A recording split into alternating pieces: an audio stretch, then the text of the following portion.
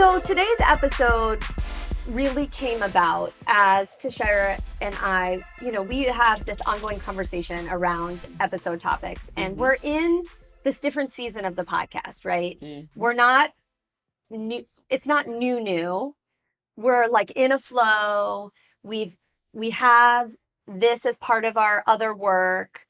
And we had been thinking so much about how are we going to do this in a way that's healthy? Yes.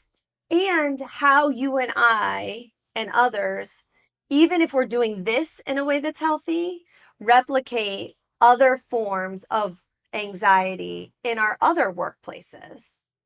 And I said to you, do you think we're just addicted to being anxious? Yeah. And here we are. So let's talk about it. I think stress and workaholism is definitely an addiction.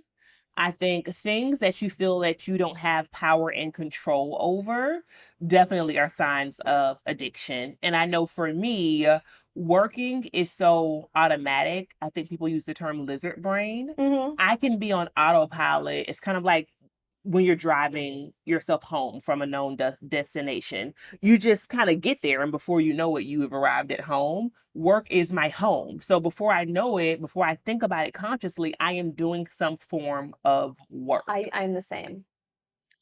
And so I think what this really goes down to is, outside of like obviously individual behaviors, not trying to absolve ourselves of our own habits, I do think that we exist in a hustle culture, which we've talked about, the whole kind of girl boss idea. And outside of that, just globally, the economic system, what it means to be successful in a capitalist environment, what it means for us to be attorneys. Those things have very clear definitions around work. And I think what amounts to workaholism. And very clear, so to your point, very clear behaviors. Yes. Right. So you and I are used to waking up and logging on. That's what we were told that's what we were trained to do. Yep. So even if we don't have to do that in this season, you and I both do it.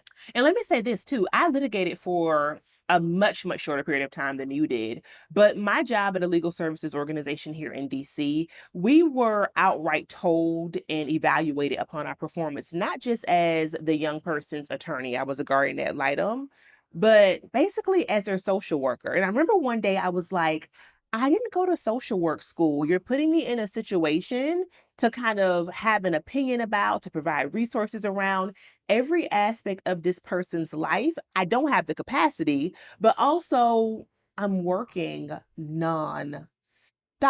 But it's the messaging around doing everything for everyone all the time. All the time. And they would just say, oh, just take a mental health day. You're fine. Take a mental health day, which in some way made us feel better. But who took the mental health day, Margo? No one. And they knew that.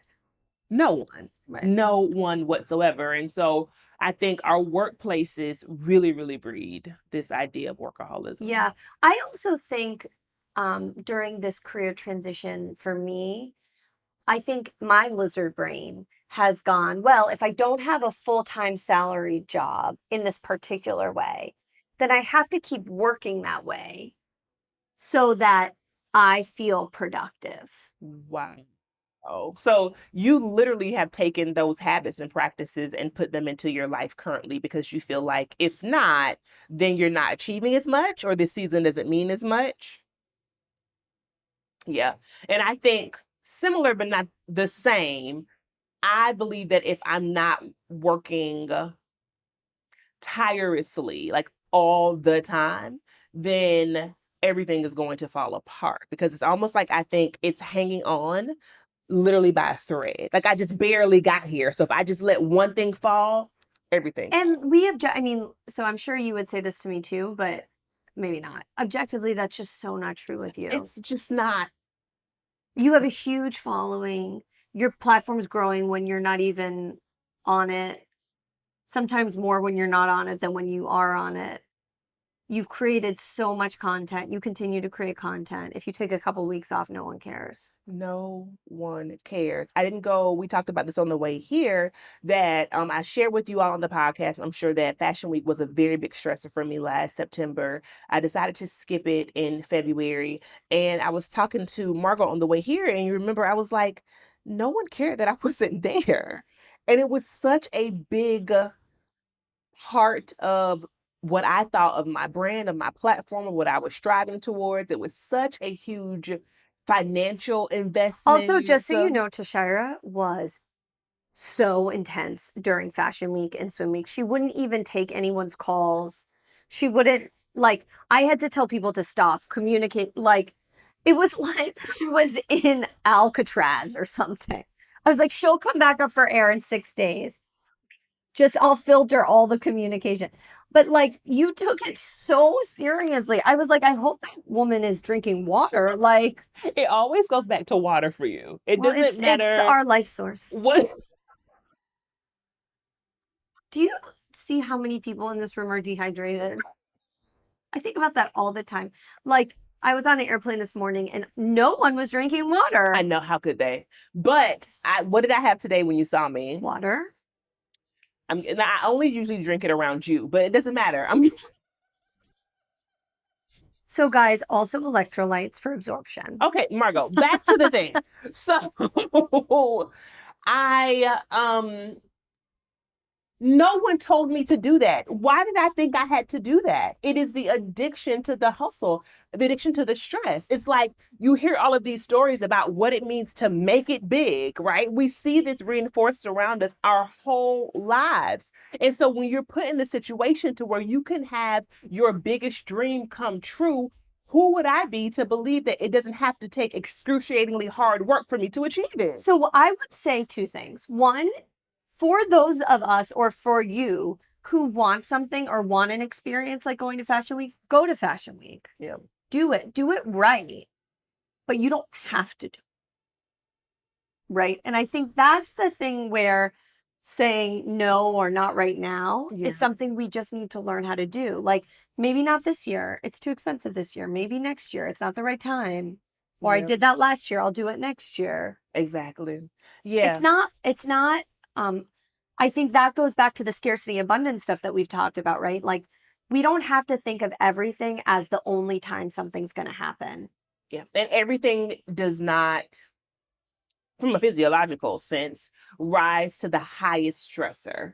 And for those of us who, like you and I, struggle with anxiety, our brains can't always distinguish, right? Mm-hmm. We don't know the difference between being chased by a cheetah and having a grant deadline. Our bodies are responding in the exact same way. So I think you and I are similar this way.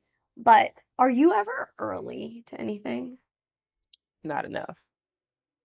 So the only time I'm early is for flights, but that's because I've missed a flight and it was an unpleasant experience. I think it's the same thing. It's like our brains create chaos so that we're rushing. People will say that about me in flights because I will pull up to the airport. You do. Knowing that I have 30 minutes to get from the car. And she doesn't have pre-check. I have clear, but still, my shoes have to come off. And I guess clear. For me, the norm is to run through the airport, and it doesn't have to be that way. Like this morning, I got to the airport so early, and good thing I did because the line was out of. I mean, I got to the airport at 6 a.m. for a 7:30 flight. Yeah, and I didn't get to my gate till 7. So thank God you had the extra time. But it was like one of those things where I wasn't stressed, and normally I would have been so stressed, and I kept thinking. It was not a big deal for me to leave a half hour earlier than I would have normally. So why put myself through that? It is this normative nature of stress and anxiety. It is the addiction maybe, but I think it's more than that because addiction makes it seem like it's individual. Let's talk about it on a societal level. No, I mean, I think it is. Like, I don't think we have good examples of showing up to this world relaxed. Yeah. What would it be like to be a relaxed, whatever, I mean, name it. Yeah. Entrepreneur, creator, podcaster. I mean, think about societies that already exist in this way, that people close their businesses for the summer. People, close their shops early, or they're closed on Monday, and everyone is competing with Walmart and Target in order to be able to sustain themselves, right? They have a way of caretaking and caring for themselves that feels intracommunal. And people can take time to rest, to pour into other things. And also societies where your identity isn't so intertwined with your title. And what you do. Right. That's So, it like, too. I remember, I mean, in other countries, like, particularly in economies that are not as strong, to be fair, as the United States, right? There's so many professionals who are in service jobs. Yeah. Right. So, it's really common, for example, in Spain to be a professional, like a therapist or a lawyer or a social worker and a bartender. Right. Because the salaries are very low. Okay. But there's not as much like, you're not like torn up about that. It's not like a stigma that you're a therapist and a bartender, or that you're a doctor and you do this other thing like it would be here. Because all of this pride and pressure, I think, goes into this idea of specialization. And I would also say that here in the US, I don't know what you think about this. Like, there have been a few times where I was like, maybe I'll like get a job at a bookstore or just to kind of, as I'm like in this transition. And I've been so aware that people will be like, oh, Margo's just like diddling around. Oh, 150%. Right. Like, oh, she's just doing that to like buy her time. And as we said in the previous episode, people will look at you and I specifically and say, oh, well, you just couldn't cut it. It was just too much for you. That's why you're not still practicing. Yeah. And I have been so offended by that because a couple things. Number one, you don't have to be in a highly specialized career to be stressed by your job. Talk to somebody that's making below a livable wage, working full time and can't pay their bills and living check to check. Or someone who's working at McDonald's. That's a freaking stressful job. That is a stressful life. Number freaking at a cash one. check-in place. That's a stressful job. On God. So that's number one. Driver. So let's get rid of this idea that people who are working class don't also have very real life stressors, because I would argue some of them are worse. I agree. But number two, we made a conscious decision to leave. And so the question is, why didn't we leave those habits? Well, I would say with more generosity. We are leaving those habits. Okay, come on, journey. Come on, it's a journey. It's a spectrum. Right. Yeah, it's so a spectrum. you can't do everything all at once. The first step was quitting. How could we quit and change our behaviors overnight? Well, put it on a billboard. Right. So I don't think of it as a deficiency. I think about this as the process, right? And building a business is all trial and error. Yeah, this is the journey. Right. So how would we know that we were going to repeat some of our behaviors as we created the podcast that we did with lawyering? We now have all of these things in place that we didn't have a year ago. Like Monday's our podcast day. We have all of our administrative meetings. Wednesdays are our social media day. Yep. Friday, we plan for the next week. I mean, we are working every day on the podcast, but we have specific things on specific days. Yeah. Let me just say something. So the reason that this is resonating with me is because we have shared before a quote by Alex L. Margo and I both love her. And she said something recently to me personally, and also she put this on social media. We will link the reel down below, where she said, give yourself permission to quit from the same thing more than once. I loved that. And it's come back to me again because one of my followers DM'd it to me because she knew that I was going through a hard physical and emotional time. And so it is the message that God is telling me I need to hear very loudly. Give yourself to heal over and over again. And what Alex said was, it's okay, because the next time you heal from it, you have more tools than you had the previous time. And we've also, and we've also talked about this on the menopause episode and on some of my health issues, right? That what used to work for us may no longer serve us. Amen. So, I mean, I don't talk about this a lot, but I remember it sometimes. Like, I used to go out in law school or in my early 20s on Thursday nights and get like so drunk. And then show up to work at 8:30 on Friday and be fine. I mean, I was hungover. Oh, you were fine. You could just bounce back.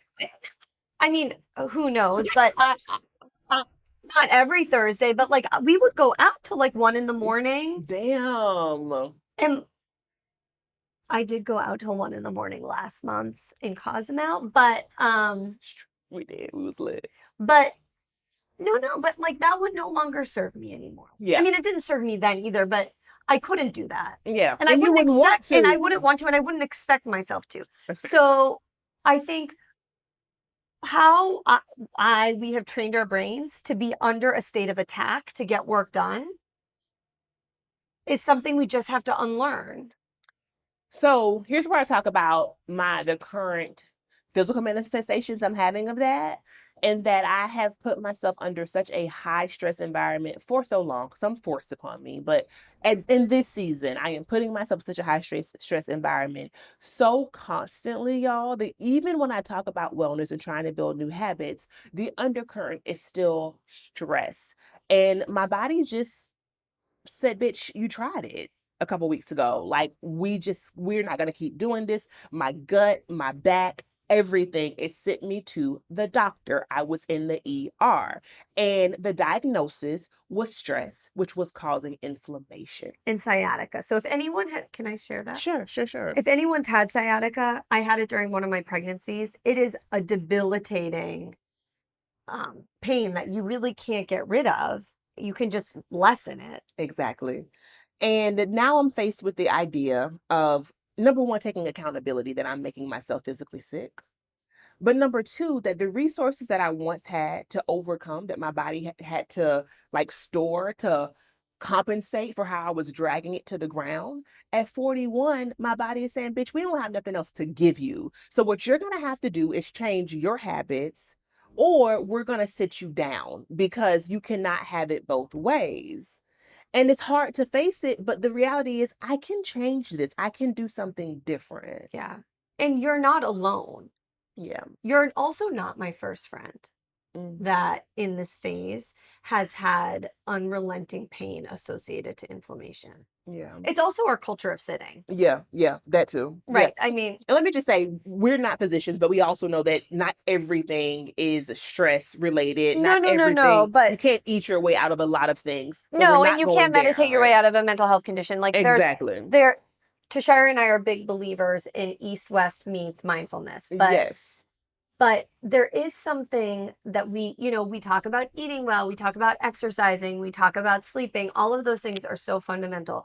The biggest carcinogen in the world is stress. I felt invincible for a long time.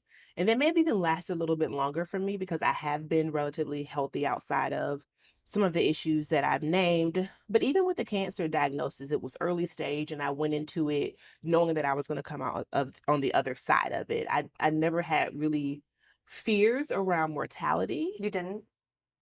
I was so afraid you were going to die. Yeah. People say that to me all the time, and I never thought that one time. I never ever did. Maybe it's naive, or maybe it was a No. positive mindset that allowed. But I for just me think it's to- part of your healing. Like you're so hard on yourself, but you're so farther ahead of us than we are. Well, I mean, in this situation, I don't feel that way, because I think it has had to take this moment for me now to say, I am not going to fall victim to my own doing.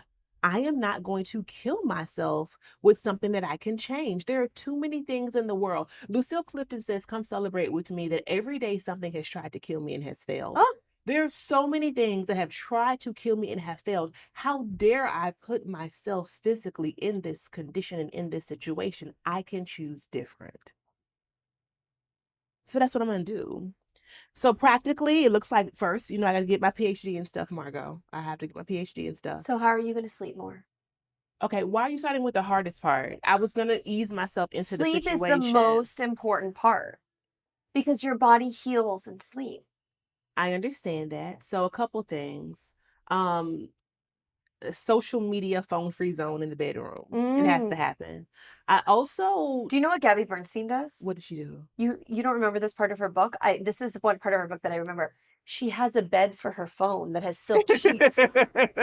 She puts her phone to bed. She's like, good night, phony. I need like a Barbie bed. So I wanted to get a lockbox. Ooh, where we would put all of our phones. Yeah, that's actually good. Also, we all probably need like one of those phone sanitizers that looks like a box, right? So I could tell myself consciously, your phone needs to be cleaned and you need to be clean of your phone. So put it in this thing overnight. So that's actually a really good idea. So for sleep specifically, giving myself a bedtime, this is how I knew that I was going downhill in retrospect. I was up much later than I tend to be. Like, why am I going to bed at 1 o'clock in the morning? That's not me. I'm in bed by 10 pretty religiously, knocked out by 11. But I actually want to get to bed earlier. You and I know I need. Welcome to the early club. You and I know that I need a new mattress. Mm-hmm. Wait, do you want to wake up at 5 with me and work out? Absolutely fucking not. Sorry. Sounds like torture. But going to bed earlier does make me think that I'm going to wake up in a much better space. That's happened to me a couple days since I got sick, and I woke up and I felt like, wow, I went to bed at like 9 and I woke up feeling so good. Sleep deprivation. I mean, look, I think there's so many things that go into like inflammatory attacks. Yeah. But sleep deprivation is certainly one of them, right? believe it. Because our body heals in restful sleep. Not, I mean, there's also like you can get bad sleep, obviously. So it's different types of sleep to Right. be Like mindful there's like of. deep sleep and REM sleep and light sleep. There's all these different forms of sleep. Shout out to Whoop, who's been tracking my sleep. Ooh. If you want to sponsor us, Whoop. Whoop. Okay. WHOOP. They're wearable devices that track your sleep and the quality of your sleep and the efficiency of your sleep. Wow.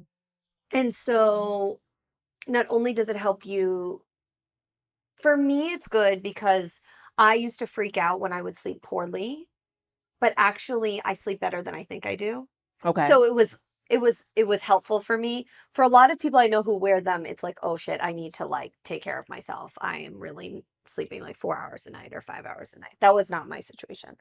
But sleep is so huge. Food? Food.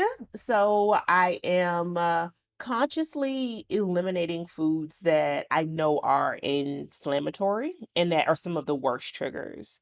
So things like red meat, alcohol, processed sugars. And it doesn't mean I am not someone who believes in complete deprivation. I do not believe that that is how, for me, my brain works, and it does not make wellness habits sustainable. Mm-mm. And it also, I think, gives those things more power than they deserve. Totally. So We've it has talked the about opposite that. effect, right? We've talked about that. But for me, that's manifested around drinking, right? Where I was like, I am not drinking because drinking screws up my sleep and is bad for my anxiety. And then I was like, wait, why am I giving this so much power? I can drink on occasion, but I don't need to drink every time we go out. Exactly. And I know that I had habits around drinking and socializing that I want to change and just do a hard reset around, period. And I think it's a good way to just be thoughtful about it. And that's all it takes. Like, where there are a lot of things that we enjoy doing that we don't have to do every single day. And there are a lot of things we enjoy doing that we do passively that we don't have to do passively. Like Amen. enjoying a really good glass of wine. Yes. And like savoring it and being with your partner or being with a friend and having a good conversation versus like being super stressed and like slamming your laptop and pouring a bottle of wine or a glass of wine. Those are two different things. I love that example. The same thing I think around processed sugars too. Like if I'm out with my friends and it's somebody's birthday, I'm going to have some cake. If I'm out with whomever, or if I just have a hankering for something sweet, I'm going to have, I don't know, a donut. But do I need something sweet when I'm at home after every single meal that's a processed item? No, I don't need a handful of, I don't know, Oreos. For me, personally, and knowing how my diet is related to my health, obviously. And so, hard reset on inflammatory foods for sure. And another thing that I'm doing because of my IBS is staying away from particular FODMAP triggers as well. And things that are just everyday fruits and vegetables that I didn't realize are probably also triggering IBS flare-ups. Not to go back to the colonoscopy, but have you thought about doing a stool test? I haven't. I'll think about that. I mean, first I got to eliminate. I know that's a lot of information for you all, but yes, I will. Well, the good part Everyone's is going to want to join the community now. We're just talking about pooping. But Margo, my poor grandma was so concerned about me. She was like, "You gotta just move your bowels. Shit kills." She was like, "You gotta get that dookie out of you." You know, Lisa Marie Presley died of impacted stool. No. Yeah. I mean, it happens with a lot of people who are addicted to opioids. I'm not saying that's you. Oh, okay. I thought it was the drugs, but no, this actually makes perfect sense. Right, like if your stool gets too impacted, it's a intestinal blockage. Which is what they thought I had on top of the sciatica. So again, we know that our immune system is in our gut. Your gut health is your wealth. And so I know I give you a hard time about a lot of the woo stuff physically. I'm there mentally, you're there physically. I mean, But I don't think I'm totally there physically yet. Well, see, I think that you are far, far beyond a lot of people and anybody that I know, and it seems very practical. Now, am I going to drink as much bone broth as you? I don't know, but I am willing to give it a try. Very healing for the gut. I will also say, as I've, been on this path to like little bit different detours, is I've learned also, and we were talking about this, that what our body absorbs as we get older is really different. So it's important to know, like, you could be really nutritionally deficient, Yes. even if you're eating well. Yes. And the quality of our food sources, even if you're eating good produce and good meat, is just much poorer than it used to be, like in terms of the quality of our meats, the quality of our vegetables, the richness of our soil. Yes. Right?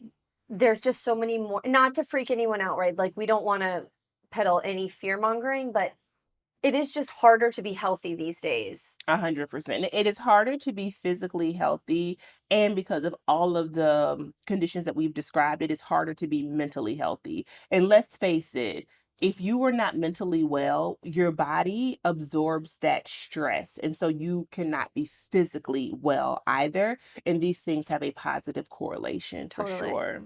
How, like, as you're going through this in the moment, right? And I was in a very similar place a couple months ago. Like, how can we, as your fan club, show up for you? First of all, I think that's a question that we should ask people that we love all the time. So thank you for that. I need accountability. Oh, I am good at that. I need accountability because, yeah. I'm not going to say, well, I did write you a diet. Okay. Did you share it with me? Yes, Tashira. Oh, sorry. Google Candida Cleanse in your Google Docs. All right. No. Accountability. I need accountability too. Okay. Want to start with the phone? Yes. That's a good one. And we can, okay. And on the community. Let's put it out to the community if people want to do it with us. So are we going to do putting our phones, like no phones after a certain time? Yes. Okay. What time should that be? Well, I think we all need to do, like, because I go to bed earlier than everyone else. So I think they say 30 minutes before you go to bed. Yeah. At least, I think, for me, also because of the light, right?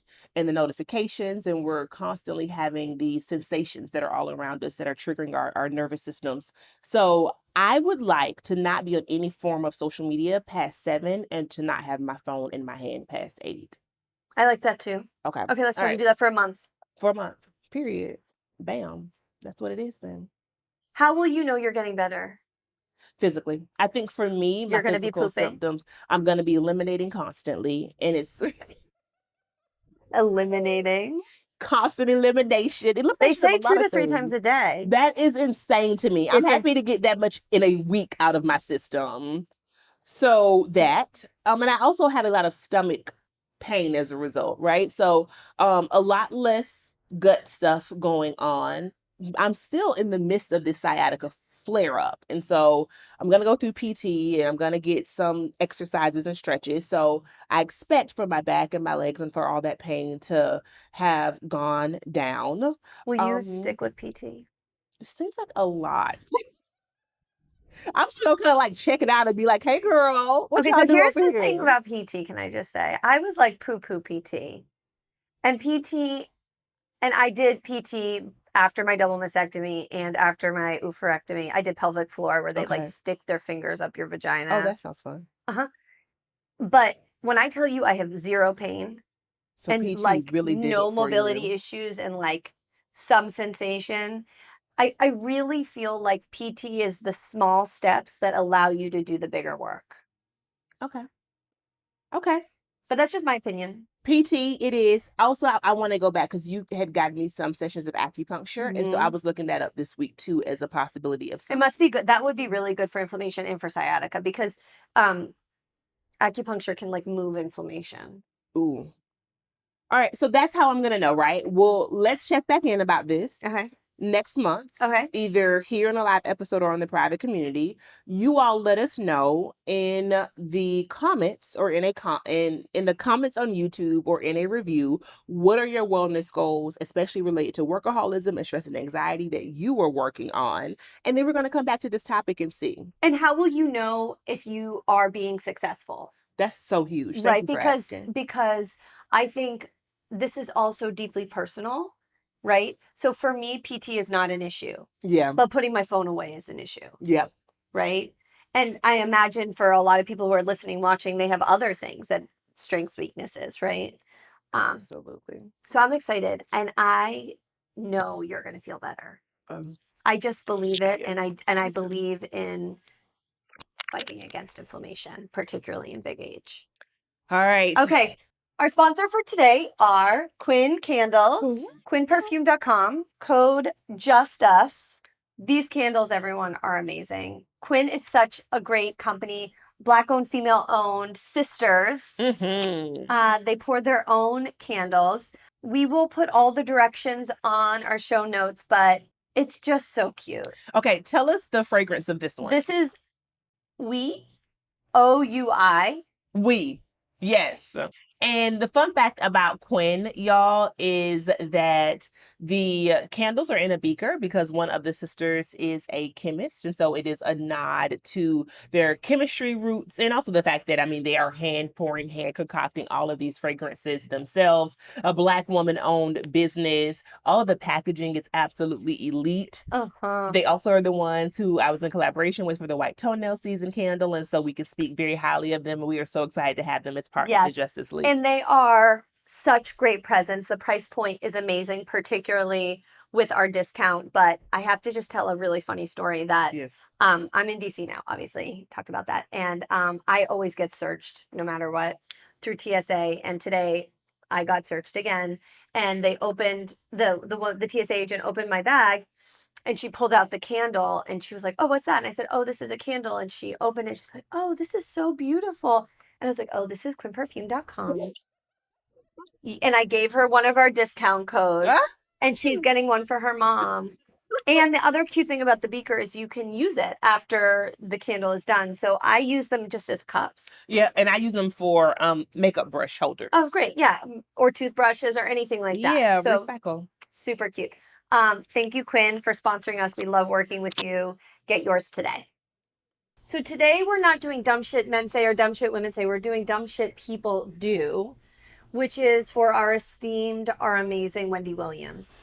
So as many of you know, or if you saw the video that dropped on Monday, March 4th on our YouTube, we talked about the Lifetime series that profiled Wendy Williams, which was supposed to profile her comeback to TV. Oh, I didn't know that. Yeah, but it actually ended up profiling a very kind of steep, both cognitive and mental decline in conjunction with this very troubling guardianship that she was placed under by her bank, Wells Fargo. The bank? The bank petitioned for guardianship because of alleged misuse of funds by people around Wendy. Wow. So the allegations were that Wendy was being taken advantage of by her son, Kevin. Okay. He's an adult now, I assume. He's an adult. He's a young adult, like in his early 20s. And allegedly, we don't know this for a fact, he was taking care of her. He had brought her to Florida after the pandemic when she had allegedly overdosed and was getting better. Okay. And allegedly, he spent over $100,000 in 1 month. Oh my gosh. He says that he never spent money without her permission. She talked many times throughout the series about how all she wanted was for all of her money to go to Kevin and to take care of him. So I think like with a lot of people who have a lot of financial success, there are always going to be people around them maybe asking or using other people's money. Yep. And so anyway, the fact pattern as we know it is that her TV show was canceled after multiple medical incidents. Yeah, one of which we saw on TV. On She television. fainted. Yep. Then the show kind of continued through part of the pandemic. Then she fainted. Then there were guest hosts for a while. I remember. And then they terminated the show. I remember. Throughout that time, it was COVID. And apparently Wendy was in a steep decline, was hospitalized multiple times. She went down to Florida to be with her family who lives in the greater Miami area. She got better. And then Wells Fargo, which was the bank that had most of her funds, petitioned for guardianship. We don't know, and they petitioned for guardianship outside of the family. So there is an independent guardian. We do not know who that is, who is in charge of Wendy Williams' finances. Then the documentary series was supposed to be showing her getting back on TV with this podcast. But she has this manager who's also her jeweler. Girl. Okay, I'm sorry. Go ahead. It's true. What? And all these people around her who are arguably not forcing her, but like encouraging her to work. And when you watch the show, Tashira, this woman is in no space to work. She can barely walk. Okay, let me just say something, and I am not making light of what I'm sure is a very sad situation for her, but all I can think of is that movie Weekend at Bernie's. Why? You don't remember when the man was dead? And I'm not saying that she's dead, but like, does she really need to be propped up in front of an audience right now? So here's the saddest part about all of it is, well, that. But this woman, all she talks about is her fame. What do you mean? From what perspective? That she misses her fame, that she misses being on TV, that she loves people recognizing her. Oh, wow. And it is such a sad statement on what we have done to celebrity culture. Like, she has no... And I think she has had great success and is very smart and has done a lot. She's also been mean at some points to people. Very weird. But she's fought through a lot. She was very, very successful.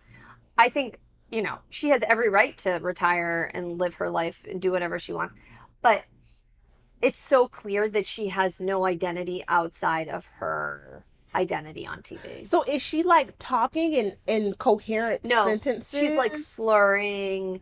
And like she forgets where she is, and she's getting high all the time. But it's like on loop. Like when we get my TV show back, the podcast is going to get my TV show back. But wait a minute, because I also, for the audience who may not have seen this either, want to get clear on the issue. Is cognitive decline and drug use? So it is some cognitive decline, a form of Alzheimer's that may or may not have been caused or exacerbated by drug use and alcohol abuse. I see. Okay. All right. I see what's happening. And she does not eat enough. So she is like a wisp of a human. I would encourage people to go to our YouTube and sound off in the comments about what they thought of the documentary series or my analysis. I think the whole thing is terribly sad. I think, her demise is really, really sad. I think not being in control of your own body and your own finances is really scary. I think the idea that people are taking advantage of someone who is in cognitive decline is deeply disturbing. I also think this idea that celebrities or people who are famous become this commodity that people just want to sell. Absolutely. No matter what. And who are these people around her who are parading her to NBC, flying her to LA? Like, girl, because my thing is, how did she even get to the Lifetime documentary? I'm sure it was one of these people, because if those people knew that she was not in a position to be on television or on her own show, why would they be comfortable with her being in this delusional space or in cognitive decline in front of all of us? And it's also really clear that her family participates, but only partially. Okay. But it's these handlers that do the most of the work? Yep.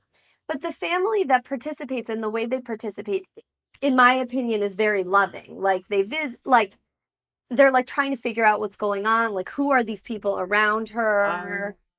Okay. She has a niece who you might know is a successful anchor in Florida. Oh, really? Yeah, her son is in Florida, her nephew's in Florida, her sister's in Florida, her dad's in Florida, her brother's in Okay. Florida. So she has a robust family network in Florida. But it's just very sad. And also, you know, we've talked a little bit about this on the podcast, but loneliness is one of the biggest public health crises of our time. Mm. And her health got way worse during the pandemic. And she talked a lot about being stuck in her big fancy apartment. No one was there. She can't go out. What do you think about the conservatorship? I think conservatorships are, when people have a lot of money, they're tricky because people are really vulnerable for exploitation. Most people who are subject to a conservatorship have no money. Oh, interesting. So it's really family members or loved ones coming in and trying to help someone make decisions in their best interest. Either Okay. they're a risk to themselves or others, or they can't pay their bills, or they can't take their medication, or they can't get medical care. I think when there's a lot of money in play, it becomes more complicated because there's this question, particularly with a conservator who's benefiting financially from the person being subject Because to. they're getting paid. Correct. So are they incentivized to keeping someone in a conservatorship? And the answer is yes. How could they not? They're not doing this on a volunteer basis. Right. And so there's this question, and we've talked a bit about it. I've talked a bit about it with Britney Spears too, right? Yeah. That it can be both. Someone can be ill and may not be able to effectively take care of themselves, but who's to say how someone should take care of themselves or how someone should spend their money? Let's think about it. Wendy Williams has been an entertainer who's had a glam squad for a long time. Wendy Williams has probably paid $10,000 for a wig before. Like, that's not abnormal in part of this world. So everyday people are spending $1,500 on bundles of fucking hair. So yes, she spent 10 bands on a wig. And so Yeah. there's just some part of who she is that a conservator could never understand. But then again, I think to myself, well, was it really that bad? Like, we just don't know. Right. And it's also like there was some images in the documentary where one of her handlers came in and he was like, Wendy, you have $15,000 in cash just hanging around your apartment. Like, that's not safe. And she's like, well, I can't put it in the bank because if I put it in the bank, Wells Fargo's going to take it. Oh. There is this question about if someone is, who's the right person? What are the checks and balances? Who gets to decide what's an appropriate way to spend someone's money and not? If someone wanted to spend all of their money on their child, who's to say that they shouldn't? I mean, I spend all of my money on my kids. I don't have that type of money, but I mean, people could look at our spending and say, you spend way too much money on your kids. Yeah, I know what you mean. So there's clearly a lot going on here. And we just wish her well, anyone well who is going through these kinds of circumstances. The last thing I'll say about it is that I saw on social media where someone connected to the entertainment center said, I want to make one thing certain. Wendy Williams was not a perfect person. None of us are. And over the years, she's done and said some harmful things.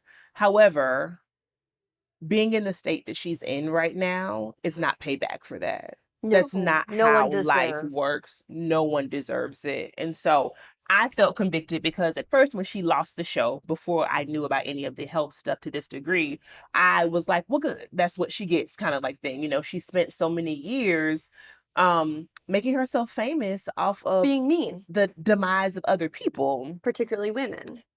But seeing where things have gotten now, this is a completely different set of circumstances. And yes, she absolutely does not deserve this. And I just hope things make a turn for the better. It got real out here, man. Like 0 out of 10, do not recommend Like, we was just out partying, living fancy, free, footloose out this bitch. And then, you just got old and got It's like one day you're sciatica. turning 40 and getting shots poured in your mouth in Tulum. And then the next day you're in the ER for sciatica and missing your flight to Boston. And the next day, constipation has you laid up just how did we get here? But you know what? It's just a moment. It's not forever. It doesn't define me. Mm-mm. All right. This is doing the work, people. We're trying. It's a process. She's going to be okay. Thank you to our whole Justice League and supporters for coming out and supporting us. Boston will be back to do a live taping, so stay tuned. And we are so grateful for everyone. We'll see you guys soon. Bye. Thanks for listening to Justice. We hope you enjoyed this episode. If you'd like to learn more about our podcast, be sure to check us out on our website at justicepodcast.com. You can also reach out to us there if you want to be featured on the show or if you have a business or a product that you think would be a good fit for our audience. Thanks again for listening.